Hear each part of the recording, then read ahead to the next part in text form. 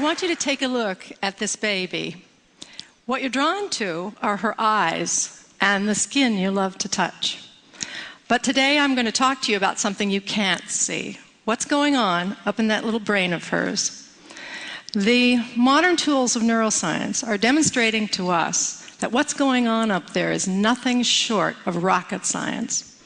And what we're learning is going to shed some light on what the Romantic writers and poets described as the celestial openness of the child's mind. What we see here is a mother in India, and she's speaking Koro, which is a newly discovered language. And she's talking to her baby. What this mother and the 800 people who speak Koro in the world understand that to preserve this language, they need to speak it to the babies. And therein lies a critical puzzle. Why is it that you can't preserve a language by speaking to you and I, to the adults? Well, it's got to do with your brain. What we see here is that language has a critical period for learning. The way to read this slide is to look at your age on the horizontal axis. You've done that. And you'll see on the vertical your skill at acquiring a second language.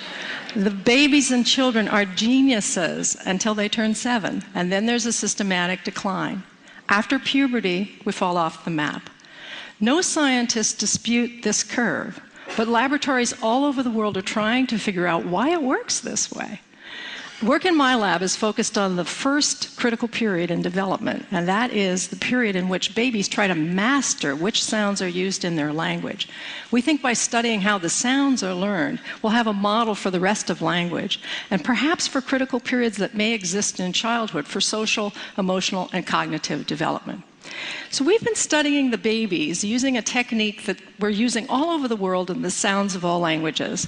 The baby sits on a parent's lap, and we train them to turn their heads when a sound changes, like from ah to e. If they do so at the appropriate time, the black box lights up and a panda bear pounds a drum. A 6-monther adores the task. What have we learned?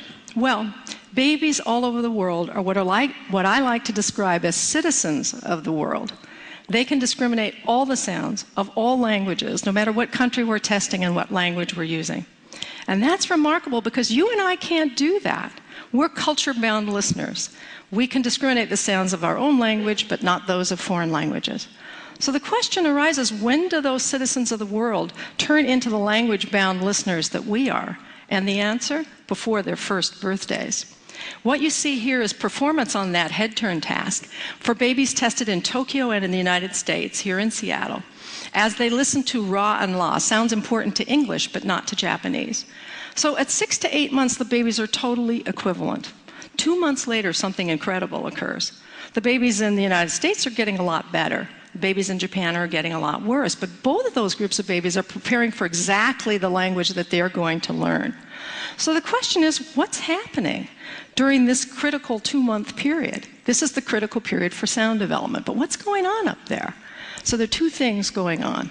The first is that the babies are listening intently to us, and they're taking statistics as they listen to us talk. They're taking statistics. So listen to 2 mothers speaking Motherese, the universal language we use when we talk to kids. First in English and then in Japanese. I love your big blue eyes. So pretty and nice. うわー、大きな茶色いお目目。そして綺麗な黒い髪。 During the production of speech, when babies listen, what they're doing is taking statistics on the language that they hear. And those distributions grow. And what we've learned is that babies are sensitive to the statistics, and the statistics of Japanese and English are very, very different. English has a lot of R's and L's, the distribution shows, and the distribution of Japanese is totally different, where we see a group of intermediate sounds, which is known as the Japanese R. So babies absorb the statistics of the language, and it changes their brains. It changes them from the citizens of the world to the culture-bound listeners that we are. But we as adults are no longer absorbing those statistics. We're governed by the representations in memory that were formed early in development. So what we're seeing here is changing our models of what the critical period is about. We're arguing from a mathematical standpoint that the learning of language material may slow down when our distribution's stabilized. It's raising lots of questions about bilingual people.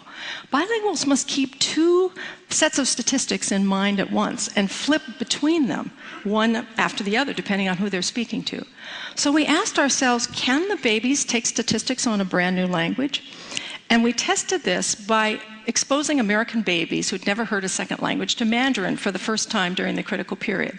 We knew that when monolinguals were tested in Taipei and Seattle on the Mandarin sounds, they showed the same pattern. 6 to 8 months, they're totally equivalent. 2 months later, something incredible happens. But the Taiwanese babies are getting better, not the American babies. What we did was expose American babies during this period to Mandarin. It was like having Mandarin relatives come and visit for a month and move into your house and talk to the babies for 12 sessions. Here's what it looked like in the laboratory. 发生了什么事情哦？小小熊七七在这里，一个绿色的圈圈，绿色的圈圈。绿色的圈圈，再转一下，转一圈，嘿，一圈，再一次哦，转一、二、三。 So what have we done to their little brains? We had to run a control group to make sure that just coming into the laboratory didn't improve your Mandarin skills. So a group of babies came in and listened to English, and we can see from the graph that exposure to English didn't improve their Mandarin. But look what happened to the babies exposed to Mandarin for 12 sessions. They were as good as the babies in Taiwan who'd been listening for 10.5 months. What it demonstrated is that babies take statistics on a new language. Whatever you put in front of them, they'll take statistics on. But we wondered what role the human being played in this learning exercise. So we ran another group of babies in which the kids get the same dosage, the same 12 sessions, but over a television set. And another group of babies who had just audio exposure and looked at a teddy bear on the screen. What did we do to their brains? What you see here is the audio result, no learning whatsoever, and the video result. No learning whatsoever. It takes a human being for babies to take their statistics. The social brain is controlling when the babies are taking their statistics. We want to get inside the brain and see this thing happening as babies are in front of televisions as opposed to in front of human beings. Thankfully, we have a new machine, Magnetoencephalography, that allows us to do this. It looks like a hairdryer from Mars, but it's completely safe, completely non-invasive, and silent. We're looking at millimeter accuracy with regard to spatial and millisecond accuracy using 306 squids. These are superconducting quantum interference devices to pick up the magnetic fields that change as we do our thinking. We're the first in the world to record babies in an MEG machine while they are learning. So this is little Emma. She's a 6-monther, and she's listening to various languages in the earphones that are in her ears. You can see she can move around. We're tracking her head with little pellets in a cap, so she's free to move, completely unconstrained. It's a technical tour de force. What are we seeing? We're seeing the baby brain as the baby hears a word in her language. The auditory areas light up, and then subsequently areas surrounding it that we think are related to coherence, getting the brain coordinated with its different areas, and causality, one brain area causing another to activate. We are embarking on a grand and golden age of knowledge about child's brain development. We're going to be able to see a child's brain as they experience an emotion, as they learn to speak and read, as they solve a math problem, as they have an idea. And we're going to be able to invent brain-based interventions for children who have difficulty learning. Just as the poets and writers described, we're going to be able to see, I think, that wondrous openness, utter and complete openness of the mind of a child. In investigating the child's brain, we're going to uncover deep truths about what it means to be human. And in the process, we may be able to help keep our own minds open to learning for our entire lives. Thank you.